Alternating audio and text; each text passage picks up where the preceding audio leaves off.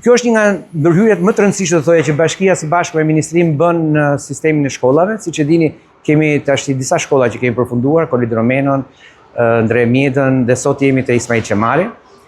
Është një ndërhyrje transformuese, është një nga shkollat më të mëdha, janë rreth 900 nxënës dhe ky rekonstruksion është total i shkollës. Ka mbetur vetëm koncepti paraprak, dhe gjithë pjesa tjetër është transformuar me palestra, me dhomat e shërbimit, me gjithë infrastrukturën e re, sigurinë teknike, do thoya tamam modeli i një shkolle standard europian që po bëhet, me një projekt të shkëlqyer, do thoya që na është dhënë nga një nga kompanitë më të famshme europiane.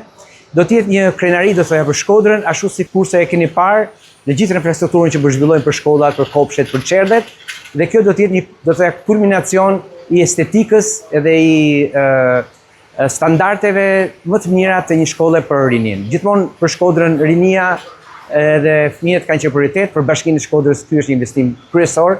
Shpresojmë dhe po punojmë që ta mbarojmë para sezonit, në mënyrë që fillojmë sezonin e ri me nxënësit. 900 nxënës do të kenë ambiente të reja të shkëlqyera për të vazhduar mësimin.